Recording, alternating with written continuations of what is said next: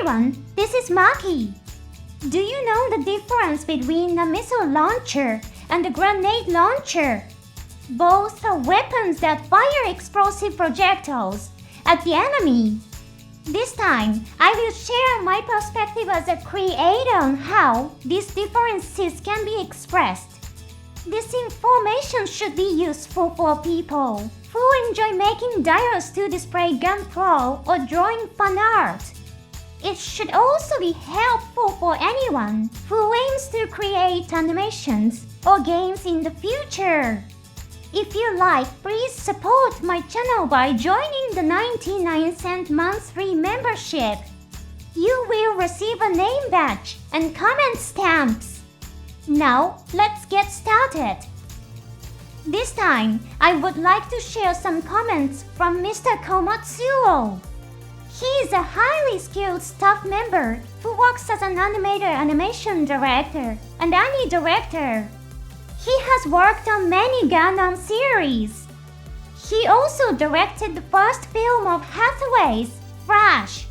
It might be fun to look for his name in the credits when you watch the movie. He responded to a casual comment from a fan of the Gundam series and shared his thoughts. First, let's take a look at the fan's comment. There is something that has been on my mind. A grenade launcher has a structure in which the warhead is launched by a firing mechanism. Because of that, it is a weapon that does not have a propulsion system like a missile does. Therefore, an accurate depiction would show no smoke or flame coming from a thruster. However, this detail is not always followed in animated footage. Hidden reference is part of the official Z Gundam setting materials. These materials describe the grenade launchers mounted on the mecha and the Z Gundam's arm that appear in the story. Let's examine the specifications for the mecha's grenade launcher. According to the materials, there are no propulsion nozzles. It does not propel itself. Next, let's check the Z Gundam setting. It says it is the same as the mecha's grenade launcher. It does not propel itself either. This is a small detail, but an important one. In fact, the designer who wrote the description clearly stated that it does not propel itself. These small details are precisely what creates captivating visuals for the audience. Now, let's look at a scene in the story where a different setting is used. In this scene, the Z Gundam uses a grenade launcher. It's a very cool scene, so this composition is often used in games. Now, let's focus on the fired grenade round. Smoke and flames clearly come from a propulsion source. In other words, this is an example of an effect that contradicts the setting. Now let's take a look at Mr. Matsuo's comments. Let me tell you a story about when I was making the movie version of Z Gundam. I remember that the animation staff asked me a question about the grenade launcher. I remember directly asking Yoshiyuki Tomino how he would direct the performance. This is because the grenade launcher that Mr. Tomino drew on the storyboard had smoke and propulsion device frame written on it.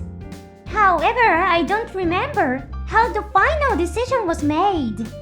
At the end of his text, he adds the letter W, a piece of slang commonly used by Japanese people in writing. It indicates laughter or that something is said jokingly.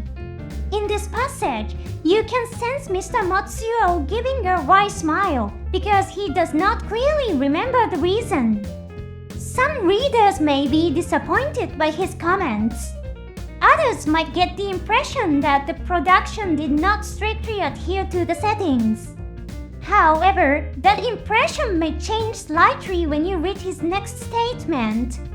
I distinctly remember the staff pointing out to me that grenade launchers don't produce smoke. Did the staff in charge of the production process tell you that? Since there was no clear setting for the shield launcher, I decided it was okay. In fact, it would be easier for viewers to understand the trajectory of the grenade launcher if the visual representation was smaller frames. These are Mr. Matsuo's comments. In this scene, the Zeta Gundam is using the shield launcher. It is a relatively unknown weapon. The Zeta Gundam has a grenade launcher mounted on its arm. The shield launcher is a different weapon than the grenade launcher mounted on the arm. This shield launcher is included in high-grade gun rockets and similar products. However, this weapon is sometimes omitted in games. The video was produced with the assumption that the shield launcher used in this scene was equipped with a missile, or it was produced with a focus on ease of understanding for viewers over reality. It's also important that it makes the trajectory of the grenade launcher easy for viewers to understand. When creating visual works, it is absolutely essential to make them easy for the audience to understand. Prioritizing realism alone does not guarantee an appealing visual. Star Wars space battle scenes would not be as engaging if there were no sound. Normally, there is no sound in outer space. However, silence would not make for an impressive battle scene.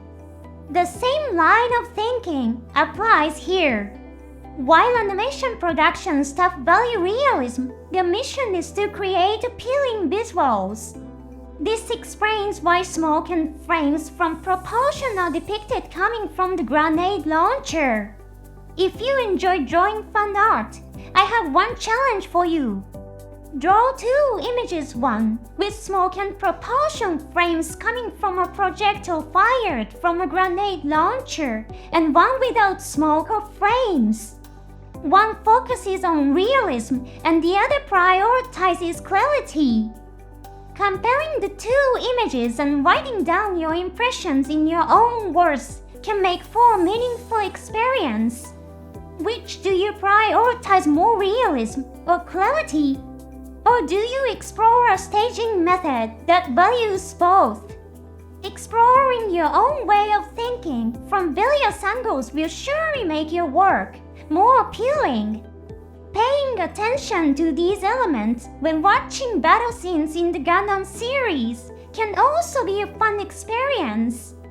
Thank you for watching until the end. See you on the next program.